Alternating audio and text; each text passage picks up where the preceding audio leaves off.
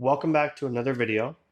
Today I want to discuss 5 tools that I personally recommend if you're starting out a career in general carpentry.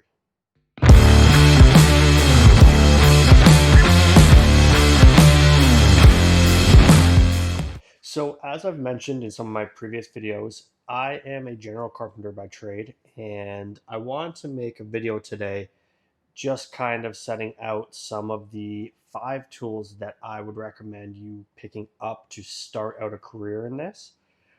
These are definitely going to be a little biased depending on which route of carpentry you go. If you're going to be doing, just straight trim and installing doors or just installing floors, things along those lines, these tools may not be the first round of tools that you want to pick up. But for someone like me, where I do kind of everything, these are the 5 tools that I recommend you grab to start, as well as 4 of these 5 tools I actually carry in my backpack. So anytime I walk on site at all, I've got 4 of those 5 tools in my bag with me at all times. So the very first tool that I would recommend as we're kind of going through this list here is, of course, going to be your tape measure. This comes in a variety of different lengths, sizes, and designs, whether it has a lock like this or you pull it out and you clip it down and lock it. I personally like this Milwaukee 25 foot. The reason I like this one is it's an auto lock. So as I pull it out, if I'm doing a measurement, say off a wall here, I can set it out to do anything. And when I want to release it, I can click the button here and it comes back in. That's the reason I prefer this tape measure specifically over some of the other styles I've used.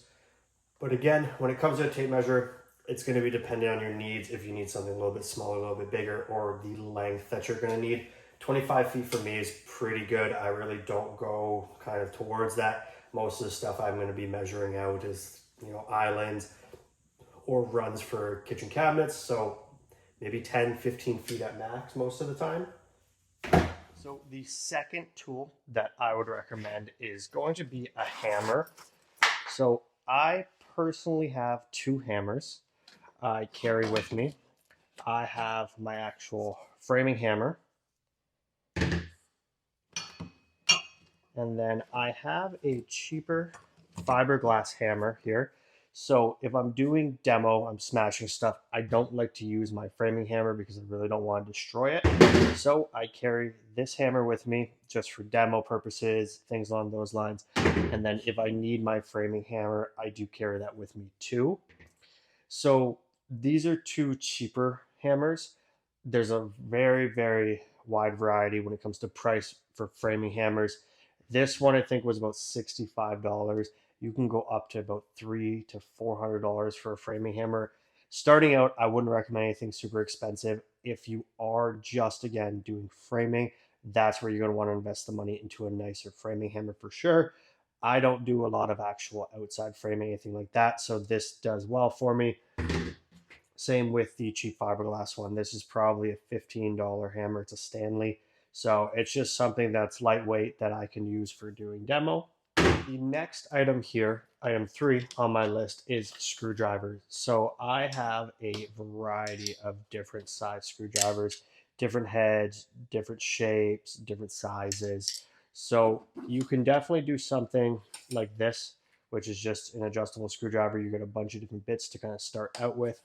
But I picked up a Milwaukee deal during a summertime promo. I think it was about $25, maybe $30. And I think I got 12 screwdrivers, all in different shapes and sizes. So that is what I decided to go with. But again, that's screwdrivers is something as cheap as getting even just a Mastercraft set just to start out with. Because when you're doing demo or installing things, sometimes you need shorter screwdrivers or longer screwdrivers. So it's good to have a variety of different sizes. That's definitely awesome. The next tool, tool number 4 that I'm going to recommend here is your drills. So I would recommend getting a impact driver as well as something with hammer drill action. So what I originally actually started out with was this Milwaukee impact driver and this hammer drill. So I still use the hammer drill daily, but I'm no longer using this. I just keep this as kind of a spare and a backup. After using this for a couple of years, I ended up switching over to the Makita because I got a couple tools on that platform. So I wanted to give this a try. This was a pretty cheap impact driver when I got it. I think I got it on promo for 129, and this one I used for years. It's pretty beat up, but it still works really well. And recently I actually switched over to the subcompact Makita because of it being so small and so tight. If I'm in a tight space with a short bit on, this can definitely get in a lot better. So the size comparison here, this one is so much chunkier and heavy, where this one is nice and light and small. So I prefer this one right now for the stuff I'm kind of doing daily. But if I know I'm doing a lot of framing on walls or something and I'm using screws instead of nails, then I switch back over to this one and it kind of gets done what I need to do. And then if I'm working with someone that doesn't have tools with them for the day, I've always got this as a spare and I've got tons of batteries I can use that with. When it comes to getting your first drill and hammer drill, there's tons of options. I personally have never used anything DeWalt. I started out with Milwaukee and then I switched over to Makita. So you can get a lot of promo tools that come in a set with a battery, or even individuals, 130 bucks up to maybe 240 if you're buying a combo set. So I would say start out with something like that. You don't need to go with something like a Milwaukee Fuel impact driver. The price when you're starting is definitely not worth it in my mind. Start with the lower end. Like, this is a non-brushless and it was really cheap when I got it. So it lasted me years and I still do use it from time to time. And the fifth and final tool that I would recommend to get when you're starting out a career as a general carpenter would be a good set of levels. So I would say you're going to want to stick to just the 2 foot and the 4 foot to start out with. I have a 6 foot, but I use it when I'm installing doors or doing large cabinets. That one is generally not necessary depending on what your needs are. If you're not going to be starting out installing a lot of doors, a 2 foot and 4 foot are a great option. I have the levels I actually started out with. I do need to replace them over time here. I just have been putting it off. They still work well, but they've definitely seen better days. I got both of these as a combo kit from Home Depot for $39 during the holiday season. So again, it's something that you don't need to spend a ton of money on to start out with. You can pick up a cheaper set of aluminum levels, where the 6 foot level, that one I got for about $80, which is why I'm saying unless you need it right away, I would put off purchasing that one until the time comes where you're consistently installing doors or doing large cabinet runs or something where you need that 6 foot level. So, of course, there's going to be also a ton of honorable mentions for things that you're going to want to kind of get to start out with. But I wanted to highlight the 5 tools that I consistently use daily. But again, looking at things like a set of adjustable channel locks or even a set of side cutters here are small little tools that you're also going to want to pick up. But I wanted to focus on the main tools where you're actually going to spend a little bit of money.